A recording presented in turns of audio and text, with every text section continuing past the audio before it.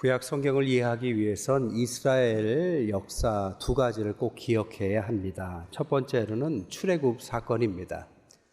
출애굽 사건은 하나님의 백성들을 구원하는 영광의 사건이죠. 신앙은 여기서부터 시작합니다. 또 하나의 사건이 있다면 그것은 바벨론 포로 사건입니다. 그것은 이스라엘 백성들에겐 치욕의 사건이죠. 그러나 이 사건 속에서는 신앙의 심화와 성숙이 들어가 있습니다. 어려움을 겪고 나서 하나님의 백성인데 왜 나는 실패했을까? 라는 질문을 던져보면서 거기서 나오는 답을 통하여 신앙의 성숙도가 일어나는 것입니다. 신앙생활은 영광도 필요하고 치욕도 필요합니다. 신앙에 이 두 가지가 없다면 균형을 잃기 쉽습니다. 치욕 없는 영광을 쫓다 보면 십자가를 잃어버립니다. 영광 없는 치욕을 쫓다 보면 거기에 복음의 축복을 잃을 수도 있습니다.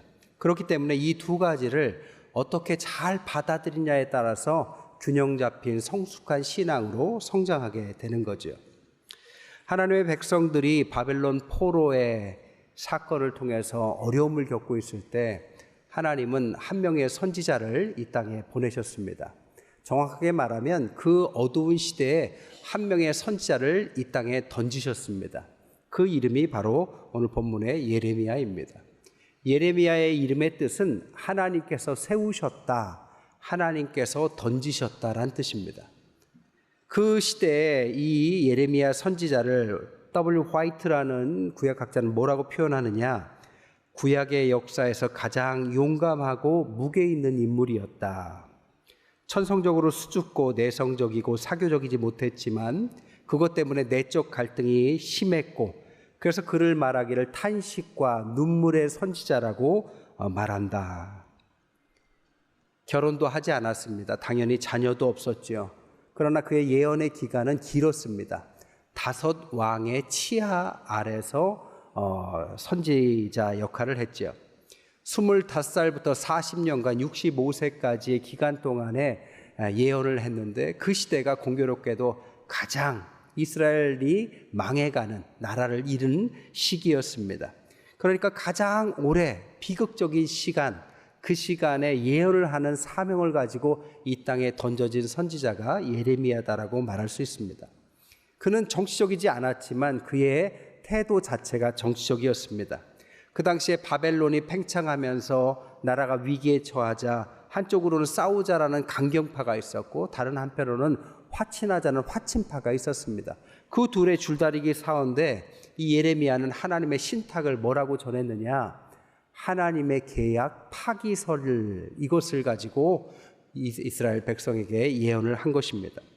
이 하나님의 계약 파기설이 뭐냐? 오늘 본문에 보니까 그들이 내 언약을 깨트렸다라는 이 말이 계약 파기설을 말합니다. 누구도 깨닫지 못하고 역사의 한가운데 하나님께서 이런 나라의 흥망성쇠가 하나님과의 관계와 관련됐다라는 의미로서의 계약 파기설을 주장합니다.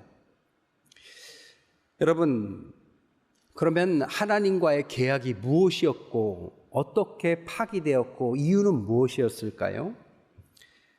예레미야 오늘 본문에 보니까 그 언약을 이렇게 말합니다. 32절부터 보면 이 언약은 내가 그들의 조상들의 손을 잡고 애굽 땅에서 인도하여 내던 날에 맺은 것이다.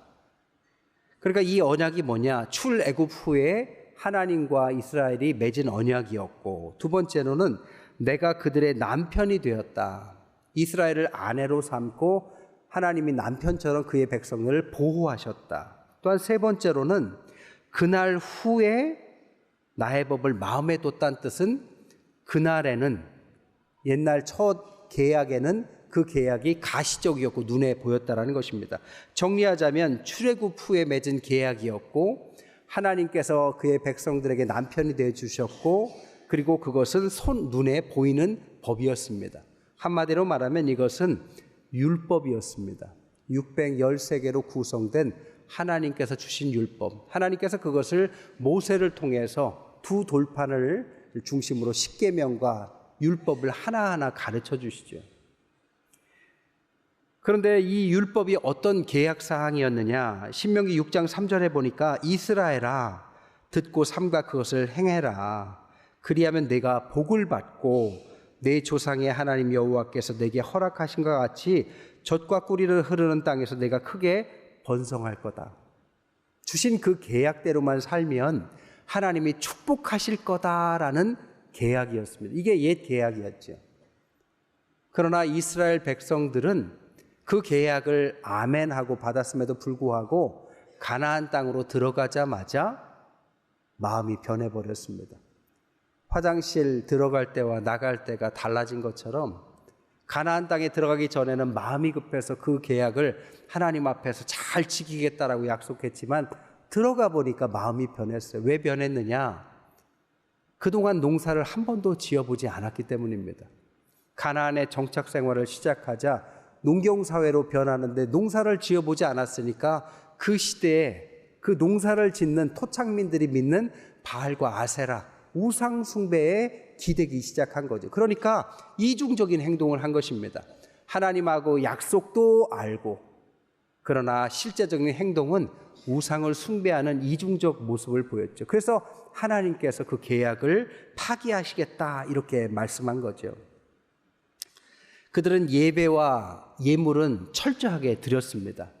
그러나 점점 마음에서 하나님께서 말씀하신 계약의 의미를 점차 잊고 시작하죠. 마태복음 15장 8절에 보니까 이렇게 표현합니다. 이 백성이 입술로는 나는 공경하지만 마음으로는 점점 나랑 멀어진다. 형식은 지켰지만 마음은 변심했다라는 뜻입니다. 옛날 프랑스에 있을 때 이런 뉴스가 한번 났어요. 프랑스가 카톨릭이 국교에 해당하는데요. 어떤 택시 기사가 카톨릭 신자인데요. 택시를 몰다가 여러 어려움 때문에 강도짓을 저지릅니다. 손님의 물건을 뺏고 그를 상해해요. 그 손님의 가방에 뭐가 들었냐면 보석이 들었었고 현금이 들었었고 아무도 먹지 않은 햄버거가 들었었다고 합니다. 근데 보석과 현금은 가져갔어요. 근데 햄버거는 손을 안 댄 겁니다. 그래서 기자가 이상해서 물어봤죠. 왜 다 가져가면 가져갔지 햄버거는 손을 안 댔냐? 그랬더니 이 기사가 말하기를 나는 카톨릭 신자라서 사순절 기간 동안에는 고기를 안 먹는다고. 이게 얼마나 아이러니한 일입니까? 하나님이 볼 때 이스라엘 백성이 이런 식이라는 거죠. 분명히 종교적인 규율은 잘 지키는 것 같으면서도 그 심의 본질은 멀어진 것입니다. 하나님을 사랑하고 그 뜻대로 살아가기를 바랬는데 그거와 상관없이 껍데기만을 붙들고 있는 그들. 그래서 하나님이 급기야 예레미야에게 말하기를 이것 때문에 너희들은 계약을 파한다. 그래서 결과가 뭡니까? 나라가 망하고 바벨론의 포로로 잡혀가게 됐다라는 것이 예레미야 선지자의 계약 파기설의 주장이었습니다. 우리가 생각할 때 아니 나라가 망하는 것과 하나님과 실제적으로 관련이 있을까? 나라가 망하는 것은 국력이 약하거나 경제가 약하거나 군대가 약하거나 외교를 잘 못했거나 이런 게 실제적인 이유가 될 텐데 왜 예레미야는 나라의 흥망을 신앙과 연관을 지을까라는 생각을 할 수도 있습니다. 우리도 그럴 수 있죠. 오늘날 우리가 살아가는 세상 속에서 이 한국의 흥망을 하나님과의 관계와 연결시킬 수 있습니까? 여러분 그렇게 생각하십니까? 아닙니까? 여러분 우리가 물론 가시적으로는 그것이 나라의 국운과 관련이 된다고 생각하지만 사실 세상의 역사를 보면 그것이 우리가 인간의 생각 속에 그 역사가 그대로 흘러가는 건 아닙니다. 가까이로 오늘날 미국의 대통령이 누가 됐냐에 따라서 우리나라 경제의 관세가 몇 프로 정해지고 이것이 실제적으로 우리의 피부에 와닿는 경제의 여파를 주는 것처럼 결국 온 세계 역사의 흐름 속에서 누가 어떻게 무슨 일이 일어나냐에 따라서 오늘 우리가 살아가는 경제와 삶의 모든 것들에 영향을 받는다는 것입니다. 결국 역사의 주인은 하나님이라는 사실을 우리는 피부로 느끼는 세상이죠. 예레미야는 그래서 이 역사는 너희들의 국력과 관련된 것이 아니라 하나님에 의한 것이고 너희들이 하나님과의 계약을 파기했기 때문에 이런 결과를 맺게 된 것이다라고 질책한 것입니다. 그러나 여기서 멈춘 건 아니에요. 예레미야가 그래서 그럼 어떻게 합니까? 라는 사람들에게 새로운 계약을 내밉니다. 이게 오늘 본문의 내용이죠. 두 가지 계약을 말씀하세요. 이제 하나님이 우리에게 새로운 언약을 주는데 첫 번째가 뭐냐? 하나님을 아는 새로운 법을 주겠다라는 것입니다. 34절에 보니까 그들이 다시는 각기 이웃과 형제를 가르쳐 이르기를 너는 여호와를 알라 하지 아니하리니 이는 작은 자부터 큰 자까지 다 나를 알기 때문이다. 그러니까 새로운 법의 기준에 따라서 우리는 하나님을 아주 확실하게 알게 될 것이다. 이게 새 계약이라는 겁니다. 하나님을 어떻게 알 수 있을까요? 옛날 계약을 할 때 하나님께서 돌판을 주셨습니다. 모세가 그것을 들고 내려가니까 밑에 가보니까 가관이에요. 백성들이 그 새를 못 참고 금송아지를 만들고 우상 숭배를 하고 있습니다. 그때 모세가 화가 나서 돌판을 던져서 깨뜨리죠. 그러면서 하나님께서 두 번째 돌판을 만들어 주시면서 하신 말씀이 본인에 관한 이야기를 하십니다. 출애굽기 34장 6절에 여호와께서 그의 앞을 지나시며 선포하시되 여호와라 여호와라 자비롭고 은혜롭고 노하기를 더디하고 인자와 진실이 많은 하나님이다. 이게 하나님이다. 이 누구시냐를 하나님 스스로 설명하신 구절입니다. 하나님은 자비롭고 은혜롭고 노하기를 더디하시는데 두 가지 단어를 말하는데 인자하시고 진실하시다. 인자라는 단어의 원어가 헤세드인데요. 이 헤세드라는 의미는 사랑과 인자와 긍휼을 말합니다. 하나님은 사랑의 하나님이시다라는 뜻이죠. 두 번째 진리, 진실이라고 말할 때 에메트는 진실, 성실, 신실, 진리를 말합니다. 그러니까 하나님은 헤세드, 사랑과 인자와 긍휼이 넘치시고 에메트, 진실과 성실과 신실과 진리의 하나님. 하나님은 어떤 분이시냐? 사랑과 진리의 하나님이신데 그 하나님을 우리에게 보여주시겠다라는 것입니다. 예레미야 시대에는 그게 드러나지 않아요. 언제 드러납니까? 바로 예수 그리스도를 통하여 그 하나님을 부인할 수 없는 하나님을 우리가 보게 되죠. 그 하나님은 누구십니까? 예수님이신데 예수님은 우리를 구원하시기 위해서 사랑으로 오셨고 그리고 진리로 살아가셨습니다. 그래서 예수님은 누구시냐? 사랑과 진리이신 예수님을 드러내기 위해서 예수님이 어떤 말씀을 하셨느냐? 요한복음 12장 24절에 보니까 내가 진실로 진실로 너에게 이르노니 한 알의 밀이 땅에 떨어져 죽지 아니하면 한 알 그대로 있고 죽으면 많은 열매를 맺는다. 그러니까 예수님을 표현하기 위해서 미라를 설명하십니다. 한 알의 씨앗이 땅에 떨어져서 죽음으로써 그는 희생하지만 그 열매가 많은 열매를 맺게 된다. 희생하는 것을 사랑이라고 말하고 열매를 맺게 되는 진리를 설명합니다. 사랑과 진리. 제가 농사는 잘 안 져봤지만 어디 찾아보니까요, 콩 500g이 700알쯤 된다고 그래요. 그 700알을 심으면 수확을 얼마나 하느냐? 40kg 정도 수확을 한다고 합니다. 계산해 보면 한 알당 80배의 열매를 맺는데요. 한 알에 밀알이 떨어지면 죽고 30배, 60배, 100배, 80배 많은 열매를 맺게 된다는 것입니다. 주님의 죽음과 희생을 통하여 오늘날 우리가 이 자리에 있는 것입니다. 오늘 우리가 이 자리에 있는 것은 주님의 사랑과 진리를 드러냈기 때문에 십자가의 죽음 때문에 우리가 이 자리에 있는 줄 믿습니다. 그래서 도스토옙스키는 감옥에 있을 때 마지막 유작을 남긴 것이 까라마조프 형제들입니다. 감옥에 있으면서 4년간 그는 이런 질문을 했대요. 인간은 죄인인데 인간에게 희망이 있을까?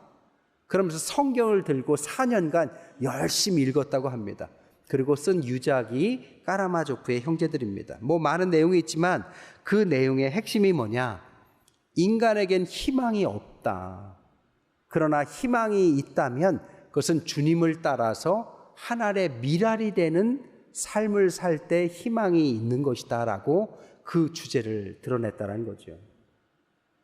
여러분, 가정에 희망이 없습니까? 그렇다면 가정의 누군가가, 특별히 부모가 하나의 미랄의 정신을 가지고 우리 가족과 자녀를 위해서 희생하겠다라고 마음먹는 순간에 그 가정은 희망이 생긴 것입니다. 교회에 희망이 없습니까? 그럴 때 교회 교사들이, 오늘도 교회 학교 여름 성경학교가 이어지고 있는데요, 자기 자녀들도 아니에요. 월급 주는 것도 아니에요. 그러나 휴가를 내서라도 교회에 와서 아이들, 다음 세대들을 위해서 시간과 물질과 헌신을 들여서 하나의 미랄이 된 것입니다. 그 대가로 우리의 자녀들과 우리의 교회가 희망을 갖게 된 거죠. 좀 더 확장하자면 나라도 마찬가지입니다. 우리나라에 희망이 있습니까? 희망이 있다면 자신의 인생을 위해서만 사는 것이 아니라 하나의 미랄이 되어서 우리나라에 기여하겠다라는 이 미랄 정신을 갖고 있는 그런 사람들이 많을수록 그 나라는 희망이 있는 것입니다. 그래서 요한복음 12장 26절에 말씀하시기를 사람이 나를 섬기려면 나를 따르라. 나 있는 곳에 나를 섬기는 자도 거기 있으리니 사람이 나를 섬기면 내 아버지께서 그를 귀히 여기시리라 라고 주님이 약속하셨습니다. 즉 주님을 따라서 미랄 정신을 가지고 주님이 가신 그 길, 사랑과 진리의 가시적인 하나님의 그 길을 우리가 따라갈 때 그를 귀히 여기시고 그곳에 희망을 주시겠다라고 약속하신 거죠.